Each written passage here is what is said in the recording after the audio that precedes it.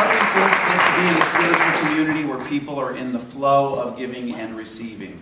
I am in the flow of giving and receiving. Together? I am in the flow of giving and receiving. And yet it's so hard for some people to say it. Why? Because what if I give forth and there's nothing coming back? What if I'm not replenished? What if I embrace change and change doesn't do me any good? Change, I love it. Bring it on, bring it on, bring it on. Together? Change, I love it. Bring it on, bring it on, bring it on. Right outside of the garage back here, Anita Staymeyer tells me, I told the story at 9 o'clock, but she said that behind the garage is actually the very item I was talking about. When this church was bought in 1984 from a congregational community, they took down the sign that said it was a congregational church. But this was a small church, and they really didn't have the money to put up a sign. So what they got was one of those carnival signs with the big wheels that you put like letters on. It wasn't in really good shape. I know that because in 1987 I came here as a candidate before I withdrew my name and went to another church. But in 1987 they had that sign out front and it had the letters on kind of crooked and everything. That same sign was there in the year 2002. It's still out behind the garage. But somebody got the idea of building a sign. You know the sign that we have out there? And every few months a person comes by visiting one Sunday saying, I used to come to this church, but I left when you put in that sign. Because it was a change. I love it. Bring it on, bring it on, bring it on. Together? Change. I love it. Bring it on, bring it on, bring it on. Some people don't want to say that. I noticed that. Because what if the change isn't what I wanted? Guaranteed the change is going to be something you didn't want. Because life is about growth, not comfort. Life is about the good of the whole, not the narcissistic self. Life is about being in the flow of life, which is both an inflow and an outflow. And it is being in alignment with that inflow and that outflow that we're going to talk about today. Because today, we're talking about the law of giving and receiving. But it means being willing to change our thinking and change our habits. I was reading about a jazz club in New Orleans. And they had an old dilapidated piano. It had been there for years, and it was in horrible shape. The bands would come in and wish that they could bring in a new piano like they brought in saxophones and trumpets because it was horrible. Singers dreaded being accompanied by it. The pianist just dreaded playing it. It was in terrible shape. They complained to the owner week after week and month after month. And finally the owner said to the musicians, I'm going to do something about it. He painted it blue. Change is not just cosmetic. And this is the week of the law of giving and receiving. And practicing the 4 spiritual laws without practicing all 4 is a little like painting the piano blue. At the level of our consciousness, we need to practice all of these laws and understand this, that if there's one of these laws that's not in adjustment, it will be something that will impede our inflow and outflow of good. So understand that if there's something in your life that seems blocked, there's one of these 4 laws involved with it. And it may not be this week, although it is for a lot of people. For a lot of people, the law of giving and receiving is that place where they just get stuck because perhaps they were taught some things about prosperity that just weren't true. You know, in our culture, we teach our children through media and through families things that aren't true about prosperity. In our society, and this is a risky business time, but our society treats money the same way it treats sex. Now, I'm speaking about Edwene Gaines here, and people go, well, you can't talk about that in church, but I can. Because Edwene Gaines in 1983 was traveling the country that year, not doing a prosperity seminar, but doing a prosperity seminar that included an aspect in it and a chapter called Holy Sex. And she was told by the headquarters of her denomination that she couldn't teach that. And she told me about it, and I said, which part did they object to, the sex part or the holy part? But think about our society. We're parents, and of course we have to teach our children about things. And what we tell them is that sex is the same thing as the attitude in our society about money. It is just a form of energy, and it can be used for good and for bad. You can electrocute somebody, or you can run a heart pump with electricity. It's a form of energy. And so in our society, with both of these topics, we either create a false god, put it up on a pedestal and deify it, make it something as an end in itself that is separate from everything else you're supposed to worship, a God that we worship, a false God. Or we denigrate it and say it's terrible, it's unholy, it's sinful, it's terrible, it's not a good thing. Instead of understanding that it's a natural part of life that we imbue meaning to depending on our relationship with it. You know, we treat money as a false god. And you remember the first of the 10 Commandments. Thou shalt have no other gods before me. And I bet you there's nobody in this room that worships Baal or Beelzebul or any of those golden calves or any of the things that the children of Israel were worried about. But we have false gods, including the 2 that I mentioned. When we separate things from our everyday life. You know, a medicine man once told me in his tribe that when the missionaries came in from Christianity, that their tribe had a hard time with it initially because it was posited to them that on Sundays you did this thing called religion, and on Monday, Tuesday, Wednesday, Thursday, Friday, and Saturday you did everything else. And these were separate things. Instead of understanding that everything is part of a seamless whole. My life is part of a seamless whole of giving and receiving. Together? My life is a part of the seamless whole of giving and receiving.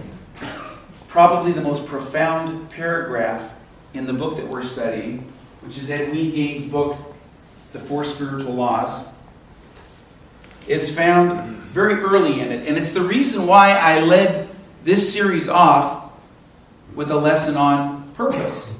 Because in it, she says purpose is what's most important. Money is only a means to an end, not the end itself. You cannot eat money. It cannot keep you warm or cuddle you at night. Simply having money is not the goal. The goal is to use it to do whatever your heart leads you to do, and to do that which fulfills your divine purpose. Well, what is your divine purpose? Those of us who were part of the service last week got in touch with the meditation. Those of us who came on Tuesday night got in touch with it on a deeper level. And I want to invite everyone to come on Tuesday night to go deeper with this in the small group work, the visualization work, the prayer work, and going into deeper understanding and exploration of this and all the lessons. That said, at the level of your understanding, where you are right now in consciousness, it's important to take a look at the law of giving and receiving. Now, understand I didn't say the law of tithing. She calls it the law of tithing, and I think that's a misnomer. Because tithing is a practice. Giving and receiving is the law. Similarly, goal setting. She talks about the law of goal setting. Goals are not a law. They're a practice. It is the setting of an intention. Deciding upon something. People have various names for it. But it is setting an intention, and we're going to talk about that next week. But this week we're talking about the law of giving and receiving, the law of the inflow and the outflow of life. And if you had somebody come up to you and they said to you, you know, I don't have enough love in my life. I feel empty in my life and I just don't feel satisfied and I feel disconnected from people. What would you say to them would be their need? I had someone who called me this week with that particular problem. This man was born and raised in Unity. And he had gone to Unity churches all of his life. And he said that the churches in his area just didn't feed him anymore, that he'd learned all these things and he just didn't feel connected and he just wasn't being fed and he didn't know what to do about it. So he asked me, you know, what can I do? And it was all over me. You need to give forth what you know. If a person doesn't have enough love, wouldn't you tell them what they need to do is share their love with others? They need to go to a rest home and wheel people around in the wheelchairs and show some love. They need to go back and teach the Sunday school and be with them. They need to do something in their life that allows them to give forth love, and then they'll receive it. That's how the whole universe works. I don't care whether you're a member of the Taliban or you're a complete atheist materialist, or I don't care if you're totally mystical or you're very concrete in your mind. Everybody in our culture understands this basic law. And that is that if you give, you receive. If you want more love, you got to give more love. And if you feel disconnected and you don't feel like you can really be in the flow of life and satisfaction, then the problem is that you need to learn how to give this forth. So I shared with him, what about the spiritual community that is in your town, the Unity Church? And he said, oh, I don't get anything out of that anymore. I said, maybe you don't get anything out of listening. Because you probably can stand up there and give the talk. You've heard it for 50 years. How many of you in this room wish that you could have been raised in unity? Raise your hand. Wouldn't that be great? There's some of you who didn't raise your hands because you were raised in unity. We had a couple of people this morning at 9 o'clock.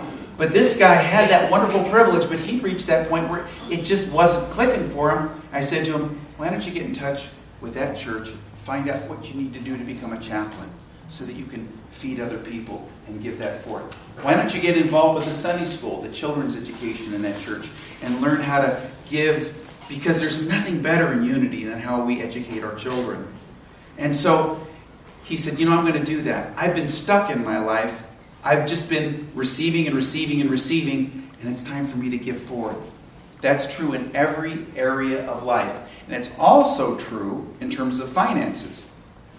Now, tithing, which is giving 10% to those spiritual sources that we receive God's good from, is a practice which is as old as humanity, as old as history. It goes back in the Old Testament to King of Melchizedek of Salem, which is probably 2000 BC. It goes back in Hinduism past 3000 BC. It exists in Buddhism, it exists in Islam, it exists in Christianity because of Judaism. And this is the famous quote that so many of us have heard, but this is the quote from Malachi, and I'm going to read it to you. Bring all the tithes into the storehouse, that there may be meat in my house, and prove me now herewith, says the Lord of hosts, if I will not open up the windows of heaven and pour you out a blessing, that there shall not be room enough to receive it. Prove me now. This is the week in which we're not going to teach you how wonderful it is to tithe. We're going to demonstrate it by giving you an opportunity to tithe by proxy. Understand this. This church gives 10% of its income away every month. And I look at faces that are going, what's he going to ask me to do? What we're going to ask you to do is to receive a $20 bill. But we don't want to see the $20 bill in our offering basket. At the end of my talk, we're going to pass out, the board members are going to pass out $20 to every person who came in today, with the intention of your giving the $20 to those spiritual sources of good that have fed you personally in recent times.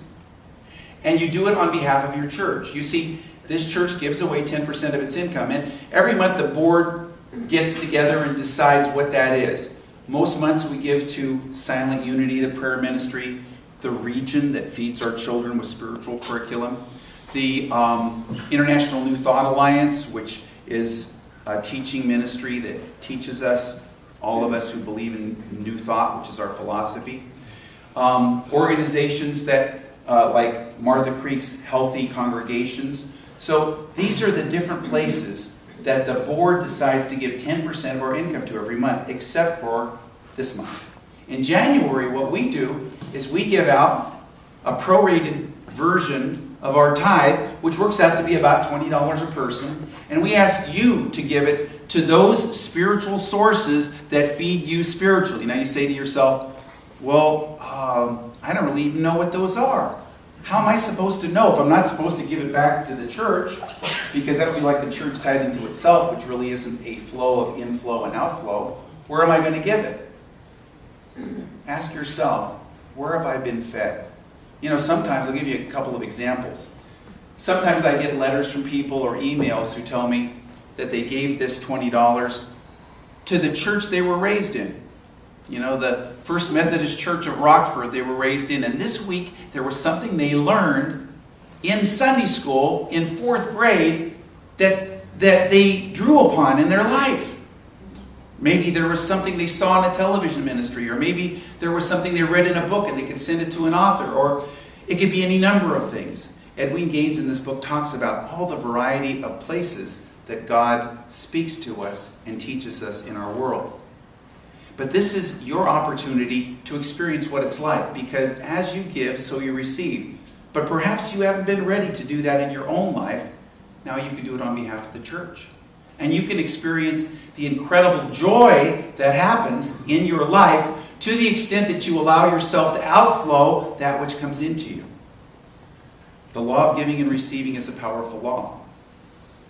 Charles Fillmore talked about how it builds faith. He said, as you begin to tithe and give 10% of your income, your faith increases 100-fold. And I was just reading this week about Sir John Templeton, the man of Templeton Funds. He learned about unity from a radio show that my predecessor in the church in Florida that we served for 7 years had on the air. And as a result, he became Unity's largest benefactor before he died.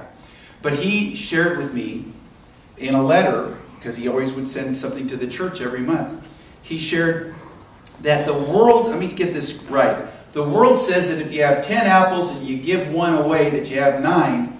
But according to spiritual law, if you have 10 apples and you give one away, you have 100. Because there is that 100-fold increase. And he demonstrated it in his life.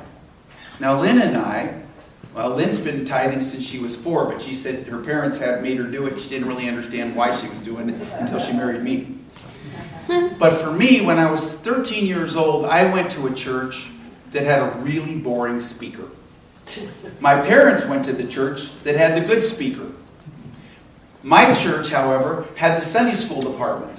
My parents' church, which had the good speaker in it, did not have a Sunday school department in it. And so, as a result, they would drop me off at one church, I'd go to Sunday school, they'd go to their church, and I'd have to sit through the most boring sermon you could ever imagine in your life. I used to sit there and just kind of look at the expressions on the face and think about that, because I certainly couldn't follow the talk. So in order to get through that hour, I had to do something. And so what I did was I learned how to meditate. I didn't know I was learning how to meditate, but what I did was I went out to the pamphlet racks. Now, in those days, Unity had a pamphlet rack. They had lots and lots of pamphlets, and they cost a dime a piece. Well, sometimes I didn't have a dime. So they had another pamphlet rack that was the free pamphlets. And in the free pamphlet rack, they had one called As You Tithe, So You Prosper by Edwene Meyer. Now, that's the very same pamphlet that Catherine Ponder got in the mail when she couldn't afford to buy anything from Unity. It was the only free thing they had. So she began to practice as a result in the same way I did, and that's where she started on her burgeoning path of becoming a prosperity teacher. But I would sit there and I would read a sentence or two of a pamphlet and then take it into meditation.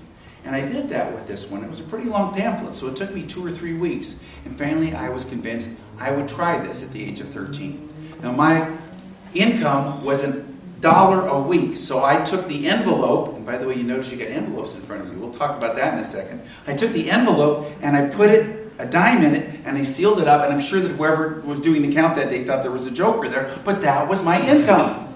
And I put it in there, and I continued to tithe so much so that when I was 17 years old, my dad came to me and he said, "You just went out and bought a brand new car. You travel all over the country with the Youth of Unity. How come you can do that and I can't? I've never done that." And I said, "Well, Dad, I think it's because I tithe and you don't." My mom heard me tell this story and she said, "I want you to tell the people that he wanted to all along, but I wouldn't let him." And she said it was me, not him. But so as a result, I learned a lot of things about prosperity growing up. I learned, for instance, that there wasn't enough to go around. I learned that there was lack in the universe. And then I unlearned it through this practice. And when I was 13, I didn't know any better. I just did it. You know, sometimes just doing it is the important thing. My daughter, I got to be careful talking too much about my kids here, but my daughter won a gold medal in the Science Olympiad on a subject she didn't even know anything about because she signed up for it not knowing what it was, figuring out it sounded really good, and it turns out everybody says, "You don't want to do that. That's going to be really hard. Nobody knows. Nobody signs up for that." And she got the gold medal. I said, "You said that you didn't understand it. How come you got the gold medal?" She said, "Well, I may not have known what was going on, but I was better than all the other people." So she got a gold medal because she tried it.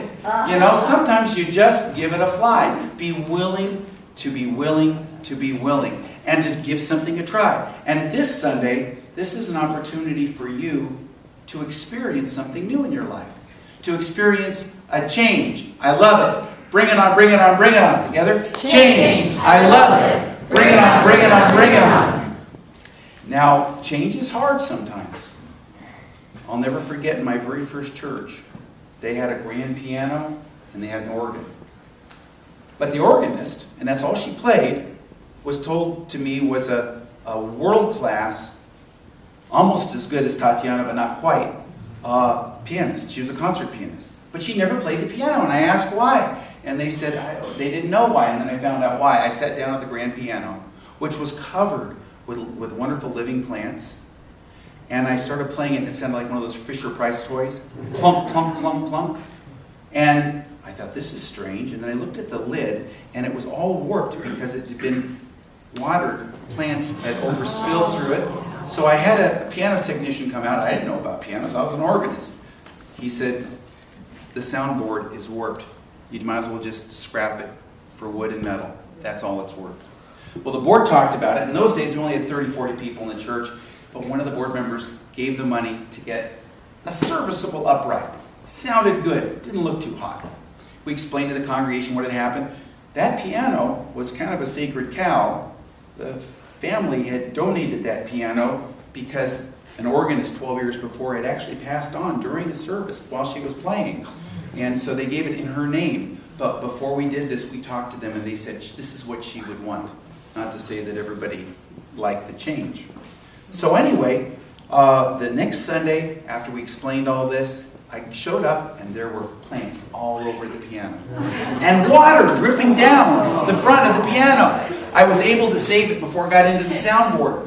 And so we moved all the plants off, and a delegation of members came, and they said, we've always had plants on top of the piano. And we said, but we can't do that now. And they didn't ever buy that cookie. Change is sometimes hard. And when we change our habits, sometimes we resist. Sometimes it brings up our stuff. Sometimes we dig in our heels. The beautiful thing about this Sunday is that you're going to get an opportunity to try something that may be new to you and see how it feels. And to have a discernment as to where you're going to be giving.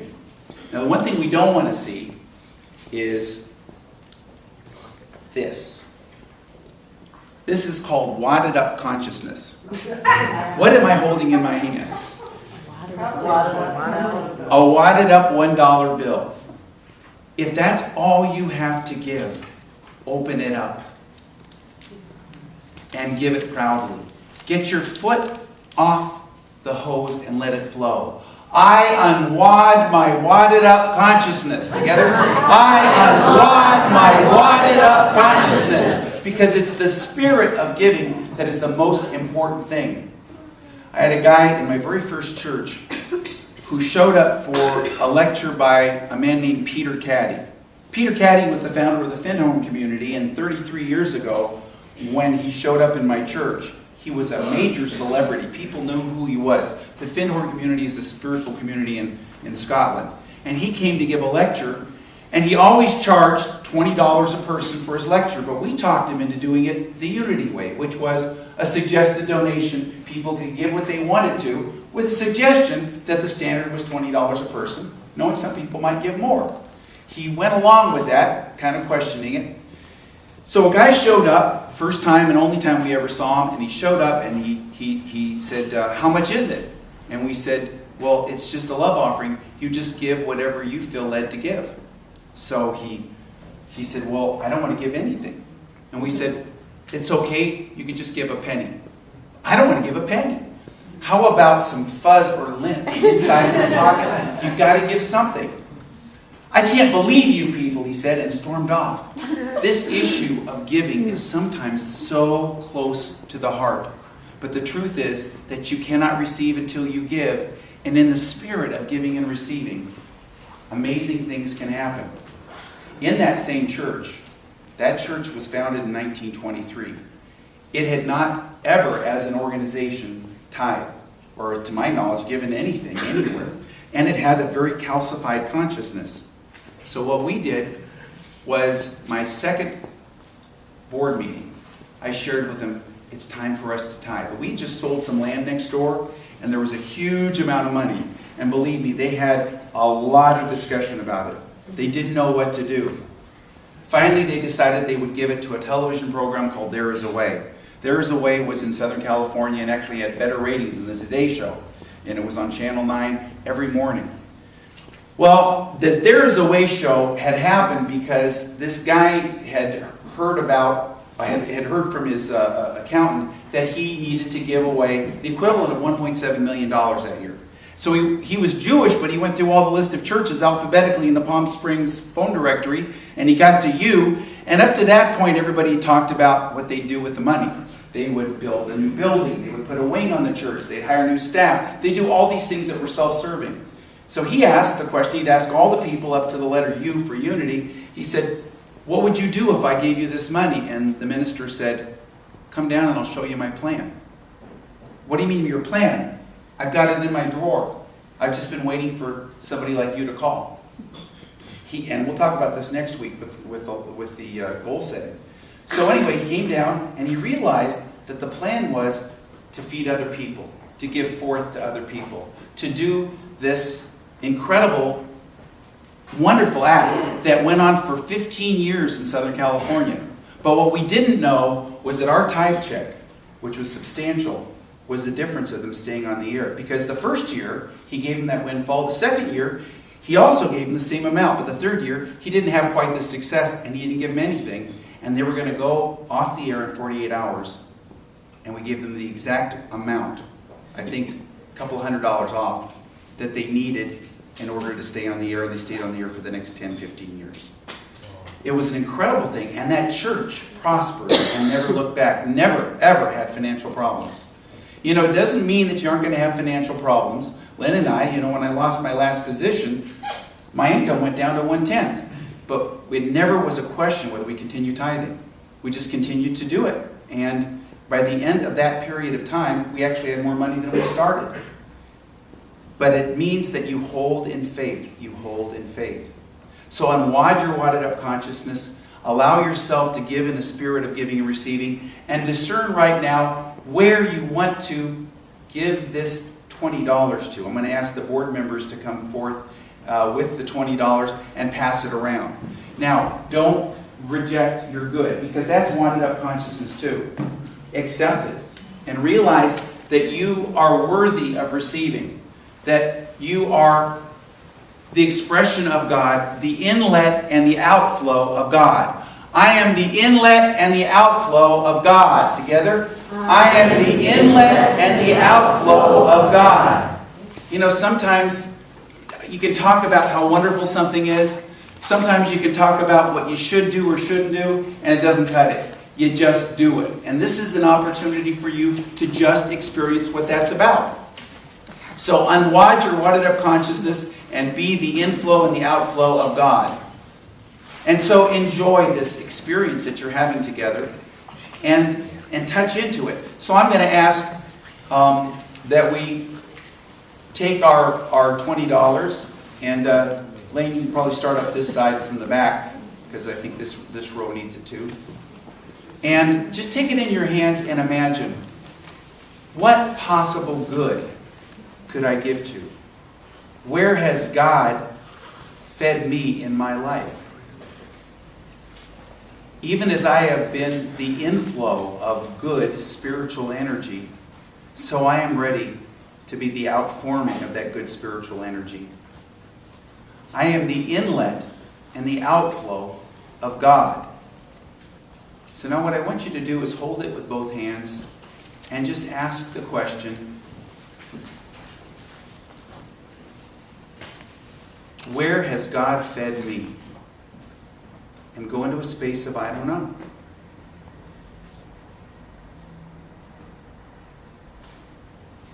And know that you are discerning that which you need in order to know exactly where you need to give it. And know that you give it freely, abundantly, with a great consciousness. That you unwad your wadded up consciousness, that you are in the flow, that you are the inflow and the outflow of God. And then even if you didn't have a conscious awareness, just let it go and know that you have received the information that you needed in order to make this decision. This is a sacred trust. You're doing it on behalf of all the other people in this congregation. And you do it with joy and boldness with a spirit of change. And so it is. Amen.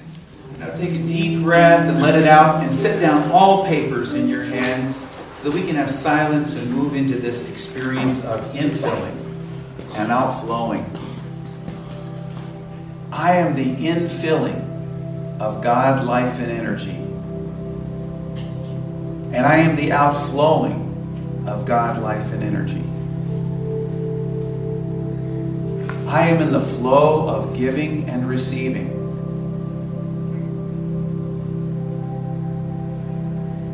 I allow and feel the inlet of all the love of God, everything that is in this universe of good, and I let it in. I see myself as worthy of all the good of the universe.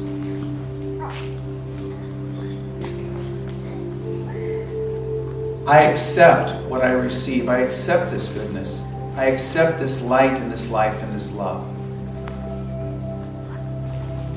And I let it in.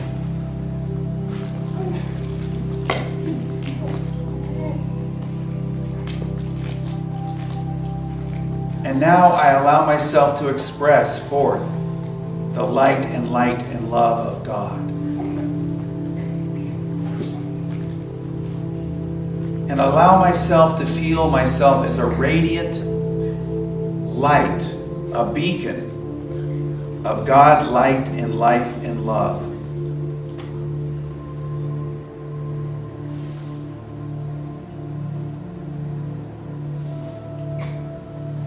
I am not separate from the whole.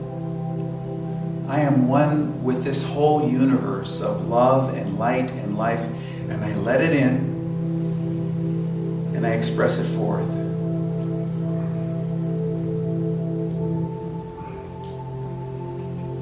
This is the light that heals me. This is the love that radiates through me. This is the joy that bubbles over in me and expresses in radiant waves out into my world.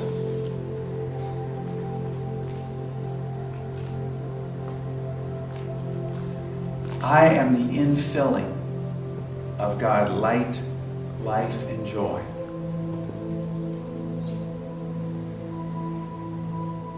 And I am the expression of God, light, life, and joy. And as I am the inlet and the outflow of God, refreshed. I am not like the Dead Sea that only has an inlet but has nowhere for that energy to go. I flow in and I flow out.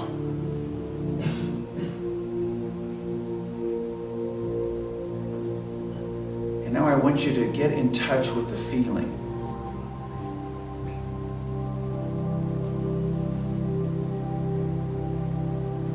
The feeling of joy that is yours as you let the energy in.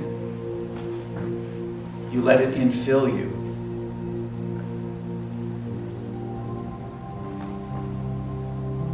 And you let it express forth.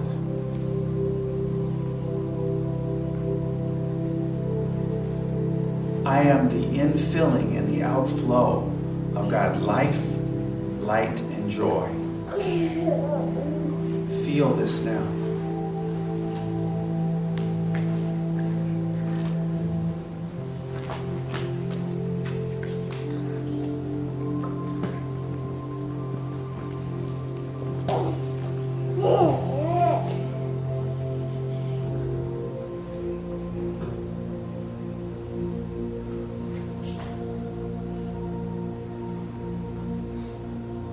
I am now in the flow of life.